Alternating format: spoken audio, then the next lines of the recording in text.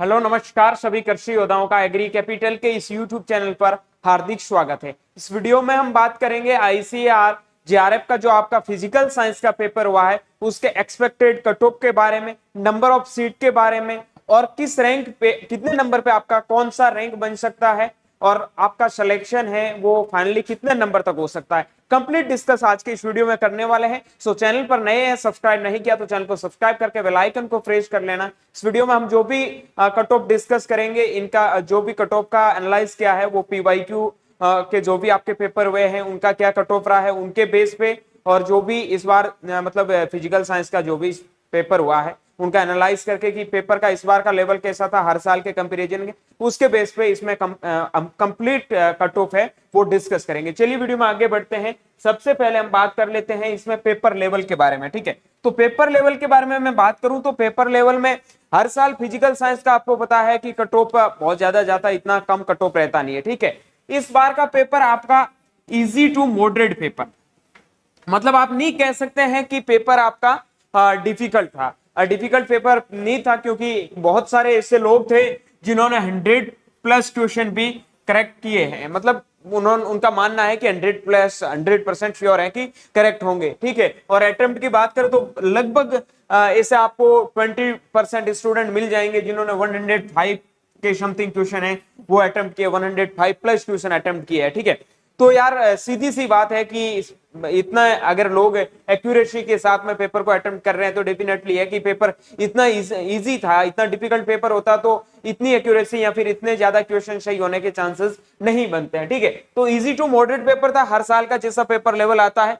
उनके कंपैरिजन में paper easy मान सकते हो, और इस बार नंबर ऑफ स्टूडेंट भी बहुत ज्यादा पार्टिसिपेट किया हर साल के कंपैरिजन में। ठीक है, तो कट ऑफ पे सीधी की बात है, थोड़ा बहुत फर्क तो पड़ने वाला है। अगले हम बात करें आपके कि कितने मार्क्स पे आपका कौन सा रैंक बनेगा। ठीक है, और फाइनली आपका सिलेक्शन है वो रैंक के बेस पे होता है। मैं बात करूं कि जिनके भी 400 आपको बताया है कि 480 में से जिनके 430+ नंबर आ रहे हैं उनका रैंक आपका अंडर 10 में आएगा। ठीक है, अंडर 10 में जिनके मतलब 430+ हो रहा है उनका रैंक है अंडर 10 में आएगा। जिनके 400 से 430 के समथिंग आ रहा है उनका 20 के समथिंग आपका रैंक बनने का चांसेस है। 350 से 400 के बीच में जिनके भी नंबर आ रहे हैं उनका रैंक है वो 70 टू 80 तक जाने के चांसेस लग रहे हैं। जिनका 300 से 350 के समथिंग नंबर आ रहे हैं उनका रैंक है लगभग आपका 150 से 180 प्लस ही मान सकते हो, 180 प्लस निकल जाएगा। ठीक है, जिनके नंबर 300 के समथिंग आ रहे हैं ये आप 350 के समथिंग मान सकते हैं। ठीक है, क्योंकि इनके बीच में थोड़ा ज्यादा डिफरेंस हो जाता, तो 300 नंबर पे आपका मैं बता दूं लगभग रैंक बनेगा 220 के समथिंग। ठीक है, अब मैं बात करूं 280 से 300 के बीच में जिनके भी मार्क्स है उनका लगभग रैंक बनेगा 250 से 300 के बीच में, और जिनके मार्क्स 250 टू 280 है उनका रैंक बनेगा आपका लगभग 400 के समथिंग, और 220 से 250 तक जिनके भी मार्क्स आ रहे हैं उनका रैंक बनेगा लगभग आपका 600 के समथिंग। ठीक है, ये आपका रैंक बनने वाला है इतने मार्क्स पे। आप देख लेना ऑलमोस्ट आपको यही होगा कि मैं भी भाई एक एनटीए तो हूं नहीं जो एकदम एक्यूरेसी के साथ में, हो सकता है यार माइनस प्लस 5-10 तो हमेशा रहता है। ठीक है, एक हम एनालाइज कर सकते हैं, एक्सपेक्टेड कटो बता रहे हैं ना कि एकदम ऑफिशियल कटो बता रहे हैं, तो एक्सपेक्टेड में खुद मानते हो तुम थोड़ा बहुत ऊपर नीचे तो होता है, लेकिन इसके बीच में ऑलमोस्ट आपका यही पॉसिबिलिटी है। अब मैं सीटों के साथ में कंपैरिजन करके बता देता हूं कि आप फिजिकल साइंस में टोटल कितनी सीटें हैं। तो बात करूं मेट्रोलॉजी में तो टोटल 29 सीट है, सोयल साइंस में टोटल 213 सीट है। ठीक है, एग्री फिजिक्स में 2 सीट है, और एग्रीकल्चर केमिकल में है वो आपकी 10 सीट है। उसके बाद में इन्वायरमेंटल साइंस में है वो ये टेंटेटिव जो भी सीट मैट्रिक्स था उनके अकॉर्डिंग आपकी इतनी सीटें हैं। ठीक है, एक सेकंड, अब हम बात करते हैं इतनी टोटल सीटें कितनी होगी, लगभग आपकी 250+ सीटें हैं। ठीक है, 250+ सीटें, 250 तो मान के चलो इसमें SC category, ST category, OBC, EWS भी होता है। आपको पता है कि यूआर कैटेगरी जो भी जनरल अनरिजर्व कैटेगरी में है तो उनका कट ऑफ है भाई सीधा ज्यादा जाएगा क्योंकि रिजर्वेशन मिलता है। यूपीएस कैटेगरी को अलग रिजर्वेशन मिलता है, आपका ईडब्ल्यूएस कैटेगरी, ओबीसी कैटेगरी, बाकी एससी एसटी में भी रिजर्वेशन मिलता है। तो मैंने ये देखो यहाँ पर रैंक बताई है आपको कि जिनका रैंक लगभग 250, ठीक है। काफी लोग ऐसे होंगे जिन्होंने थर्ड ईयर के साथ में पेपर दिया, वो भी रैंक लेके आएंगे, उनका सिलेक्शन वैसे ही नहीं होगा। तो मान के चलो आप 250 के समथिंग जिनका भी रैंक बन रहा है, ठीक है, तो वो सिलेक्शन के क्राइटेरिया में। तो अब कट ऑफ के बारे में चर्चा करें।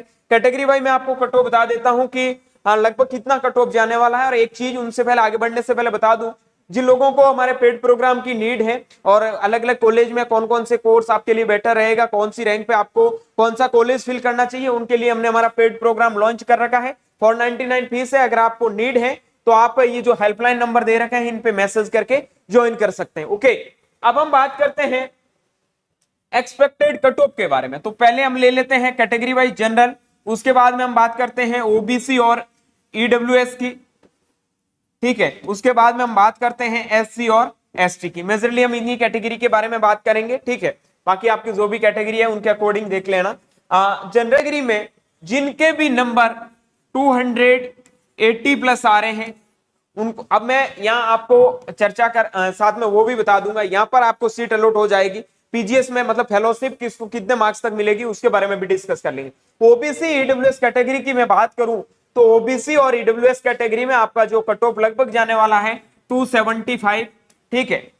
एससी और एसटी कैटेगरी की बात करूं कट ऑफ में तो लगभग 240 के समथिंग आप मान के चल सकते हैं, ठीक है। ये आपका एक्सपेक्टेड कट ऑफ रहने वाला है। अब बात करूं मैं आपका पीजीएस के बारे में, जो आपका फेलोशिप मिलता है वो कितने नंबर तक मिलेगा, तो जहां तक लग रहा है कि 330 के समथिंग, ये 325, और जिनके 300 290 से 300 के बीच में नंबर आ रहे हैं तो उनको फेलोशिप है वो मिलने, मतलब आपको पता है जेआरएफ में अलग से स्कॉलरशिप मिलता है तो वो मिलने के चांसेस, ठीक है। अगर आप सीट अलॉट की बात करो तो इतने अगर आपके मार्क्स हैं तो आपको फिजिकल साइंस में सीट है वो अलॉट हो जाएगा, ठीक है। काफी अच्छी खासी सीटें हैं लेकिन भीड़ भी बहुत ज्यादा है। पेपर का लेवल इतना आपका डिफिकल्ट नहीं था जितना आप मान सकते हैं। और बात करें कि इस बार टॉपर कितने रैंक पे बनने के चांसेस हैं, मतलब कितने मार्क्स पे आपका टॉपर बनेगा, तो टॉपर की जो मार्क्स की बात करें तो लगभग मेरे को लग रहा है कि 435 से लगाकर 440 के समथिंग मार्क्स वाला इस बार टॉप रहेगा, इतना ही, ठीक है। बाकी यार ज्यादा तो मैं कुछ नहीं बताऊंगा, जब फाइनल रिजल्ट आएगा उस टाइम पता चलेगा। बाकी हमारा अनुमान लगाना है सर, ऑलमोस्ट अनुमान सही रहता है, ठीक है। उम्मीद करता हूं वीडियो पसंद आया। और भी किसी मेजर सब्जेक्ट से कट ऑफ के बारे में जानना है तो आप वीडियो के कमेंट बॉक्स में जरूर कमेंट करें, कैसा लगा वीडियो कमेंट करके जरूर बताना, और वीडियो को लाइक करके अपने दोस्तों के साथ में शेयर करके चैनल को सब्सक्राइब जरूर करना। मिलता हूं जल्दी एक नए वीडियो नए अपडेट के साथ में, तब तक के लिए स्वस्थ रहे, मस्त रहे, देखते रहे एग्री कैपिटल का YouTube channel. Thank you very much.